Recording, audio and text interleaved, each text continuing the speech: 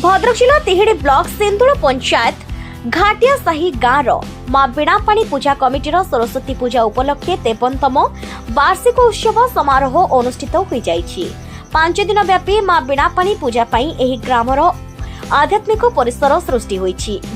गाँव गर्व और गौरवर गाथा बहन करुवा एही पूजा को अधिक सरस सुंदर करने लगी विभिन्न कार्यक्रम हाथ को निया जाइछि। गुरुवार एही अवसर रे सिंदूर मंगलपुर और कोल्ह पंचायत 6 रु 10 श्रेणीर प्राय 100 जन छात्र छात्री मानक मध्य तर्क संगीत नृत्य साधारण ज्ञान म्यूजिक चेयर क्विज और बेलून फुंका सहित आध्यात्मिक सांस्कृतिक संगीत और नृत्य परिवेषण कार्यक्रम अनुष्ठित हो जाइछि।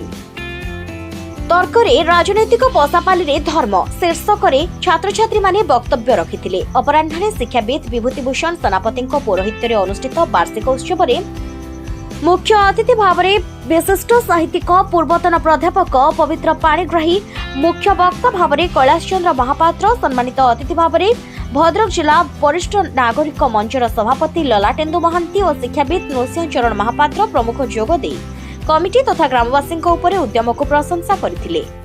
कृति प्रतियोगी माननकु अतिथि माननक द्वारा पुरस्कार और मानपत्र प्रदान करा जायथिला। मां बीणापाणी पूजा कमिटीर सभापति लक्ष्मीधर सेनापति संपादक रवींद्र दास प्रमुख कमिटी सदस्य और ग्रामवासी प्रमुख परिचालना करथिले। अनुष्ठान तरफ जो विभिन्न स्कूल प्रतियोगी मैंने अच्छा भर जो लोकायत गुण जो प्रतिभा होची बाहर को आणुछु बाहर को आने पुरस्कृत करुछु।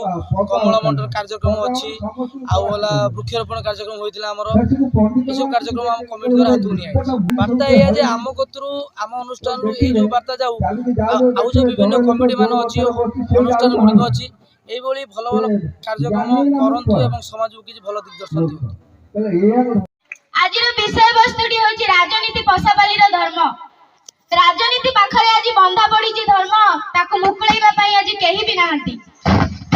मनीष को जतबेले भगवान जन्म दियंती सेतबेले ताकू विभिन्न कर्तव्य देइथांती कि तोर कर्तव्य एया आ निर्दिष्ट पदवी मध्ये देइथांती। समिति गोटे पदवी होची राजनीति। राजनीति को आज भूल कार्य लगा जाउची। राजनीति करबा पूर्व 3टी कर्तव्य थाए। प्रथम कर्तव्य तो लोक मानकर सेवा करबा। राजनीतिर सबुठारु मूल्यवान कर्तव्य होची लोक मानकर सेवा करबा। जेमिति प्रजा मानक पाई ही राजा सेमिति लोक मानक पाई ही राजनीति।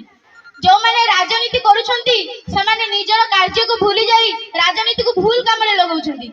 राजनीति आ राजनीति अवस्था रे नाही ताहा बे जुआ घरे मातीची। लोक मानक मद विभिन्न प्रकार भूल कार्य लगाई राजनीति को कलुषित करा जाउची। आज का राजनीति एबे एही अवस्था रे पहुंची। राजनीति आ धर्म परस्पर परिपूरक। धर्म जेउठी नाही सेठी राजनीति नाही। राजनीति पाई ही धर्म धर्म पाई ही राजनीति। जो लोक माने राजनीति करूछंती ता से लोक माने ताको वोट देई जितेइले ही से लोकटी राजनीति करूची। से जतबेले निजर निर्दिष्ट पदवी रे पहुंची जाउची से जतबेले बड़ लोक हे जाउची जो लोक माने ताको जितेई से राजनीति स्थान रे पहुंची जाती से ताको भूली जाउची। तार कोन करिबा उचित कोन न करिबा उचित से ताको भूली जाउची। गोटे राजनीतिर मुख्य कार्य हला लोक मानकु परिवहन जोगाई देबा तांको लोक मानकु बासगृह जोगाई देबा स्वच्छ जल जोगाई देबा और विद्युत जोगाई देबा। तिहिड़ीरू संजय दास को रिपोर्ट उत्कल न्यूज।